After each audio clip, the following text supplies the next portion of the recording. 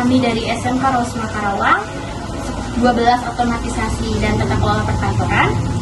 Pertama-tama, perkenalkan nama saya Sherly Andrikni. Perkenalkan nama saya Alessia Septiani.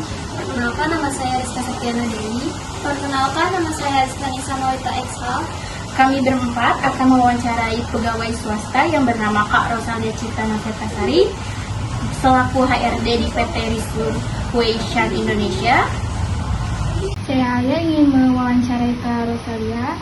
Yang bab pertama yaitu pertanyaannya, apakah sistem pengkajian range gaji di perusahaan dibedakan menurut jabatan? Ya, di perusahaan kami untuk range gaji itu per jabatan emang berbeda. Karena memang dari level staff sampai supervisor dan manajer itu berbeda range gaji dan sesuai dengan kesepakatan masing-masing karyawan. Apakah sistem pengkajian perusahaan sudah sesuai standar UMK atau UNR?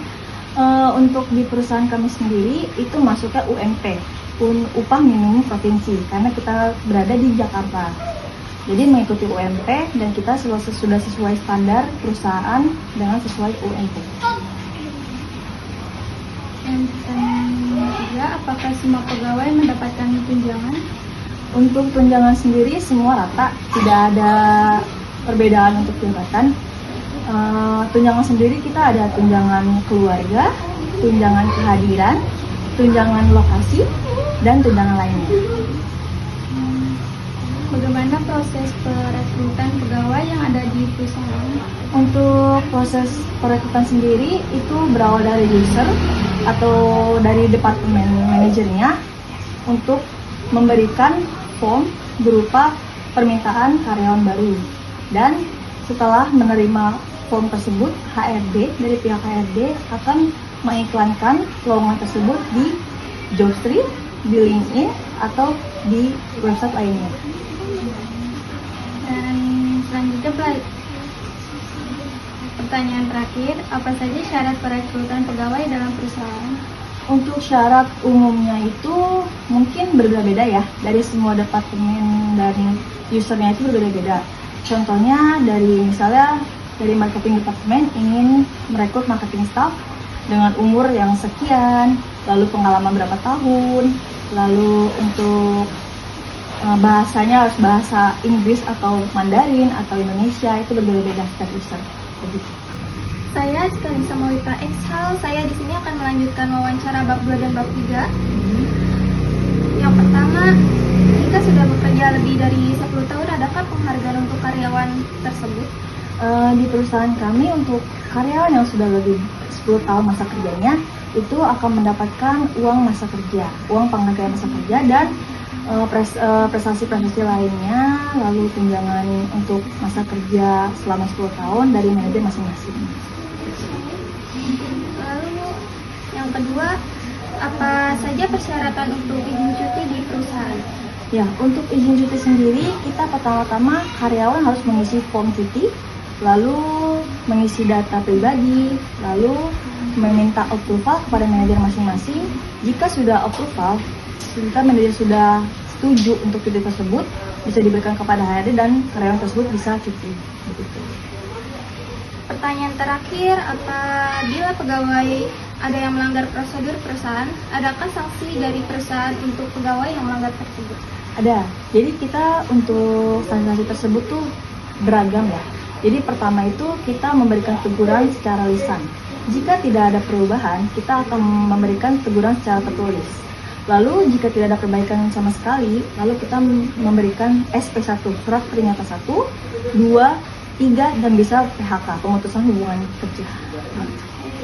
Saya Rizka Septiana Dewi. Saya di sini akan melanjutkan wawancara bab 4.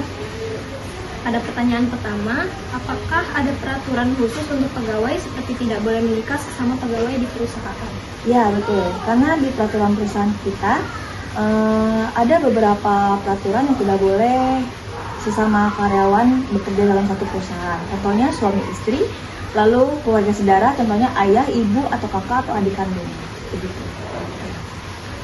Pertanyaan terakhir, jika ada pegawai yang ingin bercerai, adakah syarat dari perusahaan yang harus dilakukan oleh pegawai? Ya, untuk bercerai sendiri di perusahaan swasta tidak ada untuk persyaratan. Jadi hanya kita meminta update kartu identitas seperti KTP, KK yang terupdate karena karyawan tersebut sudah bercerai. Seperti itu. Jadi tidak ada persyaratan khusus. Daruli, saya ingin melanjutkan wawancara bab terakhir. Pertama, apabila karyawan memutuskan untuk resign, apakah karyawan tetap mendapatkan pesangon?